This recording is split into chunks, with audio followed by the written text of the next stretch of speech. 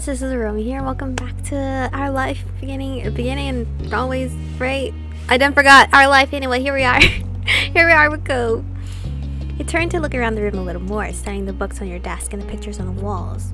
You start to feel a bit nervous. You feel the atmosphere was kind of awkward. You're glad for the company. You hoped he liked your room. I think I would hope he likes my room. You had put a lot of effort into making your room as nice as it was. You hope he didn't say anything bad about it. Then his eyes landed on the tiny box of beach things you collected, tucked away by your door. He took a step towards it before hesitating and pointing at it instead. What's that? A hoard of stuff I found. I want to say a board of stuff. A hoard of stuff I found on the beach. Oh. Do you have any driftwood in there? Dragging the box into the middle of the room, you and Cove flopped down next to it. Yeah. He gestured to a piece at the bottom, still covered with specks of sand. Neat. Aw, this is a good collection. You got the sense from the tone of his voice that he wasn't just saying it to be nice or to be like Shiloh. Shiloh! He actually meant it. Ah, Shiloh's coming over. Get the fuck out, Shiloh. Shiloh? I didn't forget about him. My sister's friend. He wants to meet you. Do I have to see him? Right, Cove? Mood. We have to see him though. It'll be okay, I think. Here, I found this shell and a log, and you pulled out a seashell after seashell, explaining where you got in each one, holding them up against the light. There were big ones, small ones, pink, purple, and orange. Most of them you washed off in the bathroom sink when you brought them home. Excuse me. Cleaning off the sand. Over the past few years, you'd even learned some of their scientific names. The collection was so huge and varied that you had lots of funny stories to tell for all of them. Your voice faltered a little bit, but you kept going as best as you could. You're really proud of your shell collection and made you happy that Cove was interested in it too. Apparently fascinated either by the stories or by the shells themselves, Cove listened with what looked like full force of his attention. He is so cute! It was a new experience to be the center of such a dedicated focus, even if it was only directed at the shelves. Kids, come down to the living room! You could tell the idea was making him unhappy. Look at him. But Mommy wasn't giving you much of a chance to hang around. Cove hadn't been like this meeting you. You guessed it was because he thinks you found each other by accident, not that a parent made it happen. Mr. Holden must be right that telling Cove his dad was part of that would be a bad idea. Oh, so he doesn't like to be forced to make friends. He rather let it happen naturally, which is, fine. Did he always have this strand of hair right here? Or... Oh, he always did. I just never noticed. I was so busy looking at his goddamn eyes. Before you knew it, you've both been escorted downstairs and deposited in the living room. Ready for the Shiloh's visit. Listen here, Shiloh. The two of you sat side by side on the floor of your home's entryway. I brought the box of shells. I want to keep looking at them. Great. Okay, be careful. You should have asked. Great. Bust it open. We can keep looking while we wait for Shiloh. Cove reached in and pulled out a big orange shell. Oh. Like he hadn't spoken aloud yet, he turned to you and held it up, his eyes shining. I think this one is the best of them. Look at him! Look at his smile! That's my favorite too. I like different ones best. I can show it to you. You can take it. You can take it? Because you couldn't take my painting or drawing. I wanted you to have that, but you can have it. Cove looked at you in surprise, his eyes going wide. Really? Yeah, Cove, anything for you, baby boy. Sure, you like it a lot, right? Uh-huh, but I don't want to take it from you. It's okay. What? No, you can have it! I can always collect more. It probably won't be the exact same, but...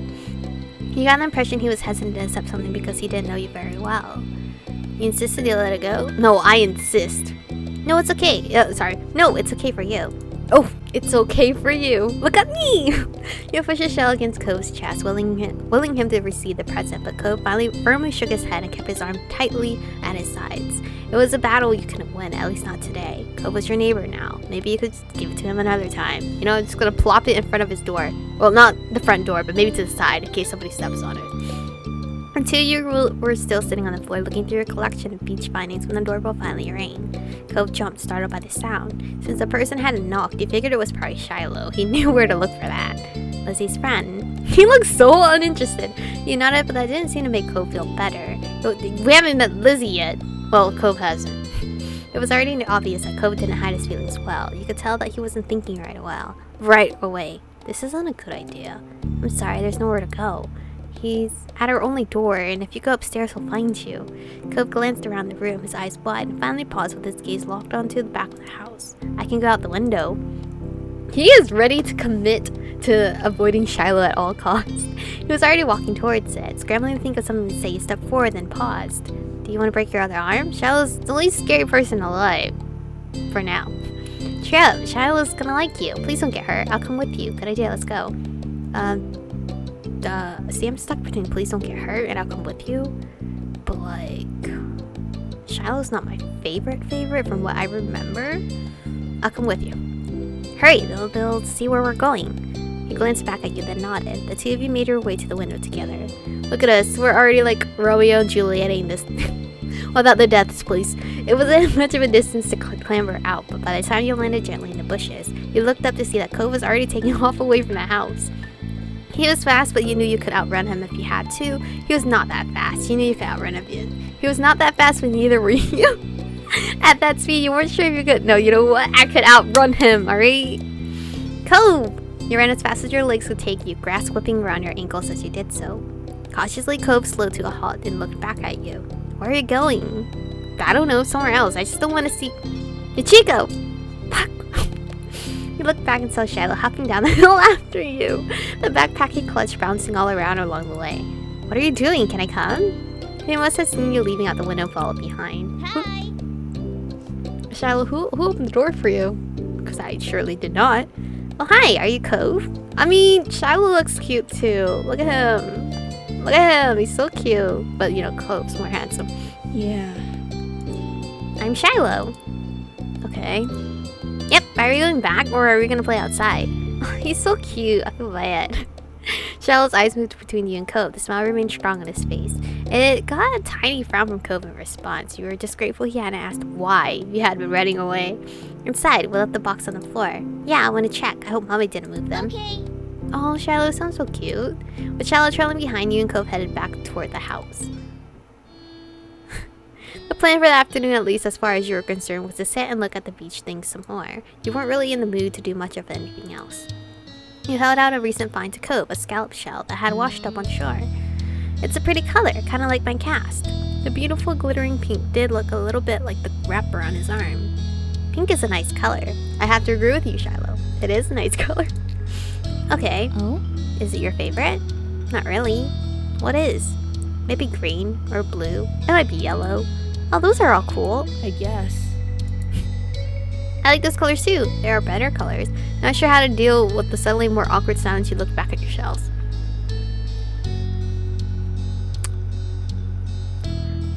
You know what? I'm minding my own business. Like usual, it didn't take long for Shiloh to get fidgety. Lizzie was his favorite. Whatever, Shiloh, you can just fucking leave. Go. Without her around, Shiloh didn't seem to know what to do with himself. And Cole wasn't like your sister. He wasn't that much like you either. Is Lizzie coming back? Don't know. Where'd she go? I think she's at the beach, probably. Is she playing at her park? Her park? Cove's eyes lit up at the moment of the park. A mention of the park, and he looked towards you. There's a park. Yep, but it's old. Can you show me? I want to go. He started getting up before he had even answered, and Shiloh jumped up beside him in excitement. Really? You do too, right, Michiko? The park is fun. I love it. The park is pretty great, no? I love parks. My dad will always take me one every Sunday when we were younger. So, yeah, let's go. Yeah. It's right at the beach, so there's lots of fun stuff to do and lots of sand. It has a jungle gym and a bunch of swings. It sounds like it could be cool. So, are we going to find Lizzie? I don't know. I never really wanted to see her. I just want to check the park out. Adrift without any direction, Shiloh finally turned to you. Okay. You perked up. Both boys wanted to go. It was only fair. After getting permission from your moms, the three of you were ready to head out. It was a short walk to the park. Liz had convinced your moms that it was so short she could always be allowed to walk there by herself. When you found her, she was hanging on the jungle gym, swinging back and forth. Hey, Lizzie.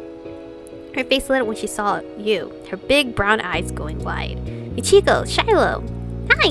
Look at Shiloh blushing. She dropped to the ground and landed with a soft thud in the sand. In a split second, Shiloh had abandoned you two and scrambled over to stand by her. Mega simp. Whatever, Shiloh, it's fine. You were used to being left out when it was just the three of you, but now Ko was here. Damn, my girl must be so fucking sad and lonely all the time when Shiloh's around. You weren't sure if this was an improvement. Who's that? Lizzie, meet Cove. It's Cove, he's new. My sister seems such attitude. Hi. But I mean, she is older and she, she feels independent. I remember. Hi, Cove. Welcome to my park. Nobody ever comes to play here, so this is where we get together. She gestured wildly with her arms as if to present the area to the newcomer. While Lizzie continued talking, you took the chance to kick off your shoes and wriggle your toes through the warm sand. Nice, huh? In this neighborhood, I'm the one who comes up with ideas. You are? Yeah, I am. Who else could handle the job? Lizzie is the oldest. By a lot. My mom said you're Michiko's age. Wait, what? Oh, wait, okay. Lizzie's saying that's cool. I was like, wait, what? Yeah. Thought so. I'm still the only one in this group with double digits. What about other kids? Other kids? There aren't any. We're the only kids here, and Shiloh is just visiting from another place. Not even tourists really bring their kids here. This is the land of ancients. Be careful that the oldies don't try to steal your youth. Oh. For a second, it looked like he might cry again. But something in his eyes shifted and he looks back at Lizzie. What kind of old people? Like moms and dads or grandparents? Grandparents who don't have kids. They hate kids. Why? We haven't done anything to them. Only some of them don't like kids. Stop saying stuff like that. You're gonna upset him. Yeah, they're really bad. Only some of them don't like kids. You interjected quickly, hoping Lizzie wouldn't take things too far. Cove sniffled, his forehead creasing with worry. Lizzie was staring Cove down, but Cove wasn't even looking at her anymore. He didn't seem to care that she was there. He went into his own head. Shiloh was the next one to speak, completely unaware of the situation. I met Lizzie and Michiko in school. You'll see tons of kids there when summer is over. I don't want to go to a new school. I don't want summer to end. Shiloh looked down to the dirt. He hasn't had much luck striking up conversation with Cove. I like summer vacation a lot too.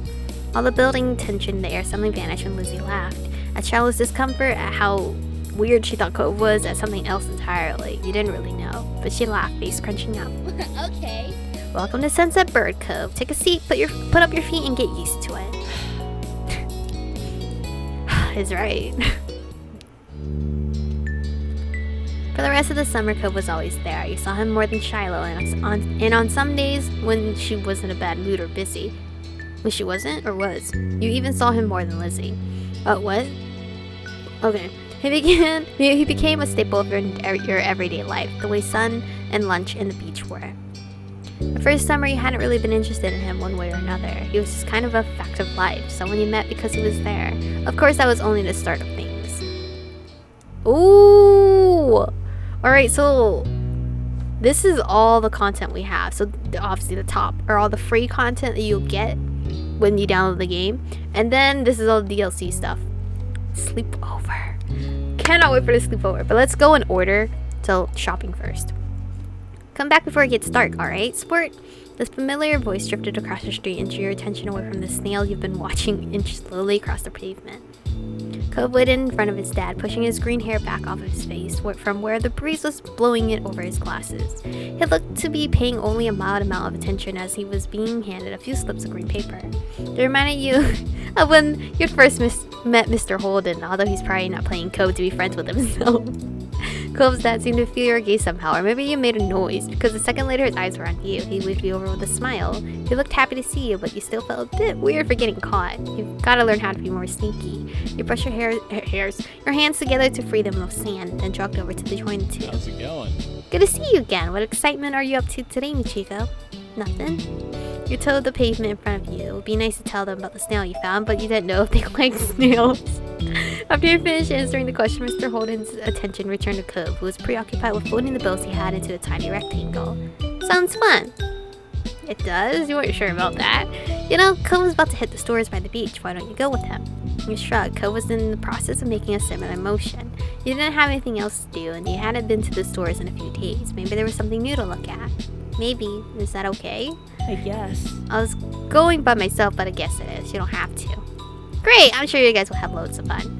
Mr. Holden reached into his pocket and pulled out a leather wallet filled with money. He found it odd since your mom's only ever seemed to have cards in theirs. Here! He leaned in to pass a crisp 10 to Cove, giving him a wink and a whisper. Get something for your friend, too. Sure. Good kid. That's my boy. Cove's dad ruffled his son's hair as he was straightening back up, the bill in his hand still held out towards the green-haired boy. Take care. Cove accepted the bill after a second and slipped it into his pocket. Then with one last nod to his dad, he turned and started walking. You followed after him, intrigued at the possibilities this outing might bring.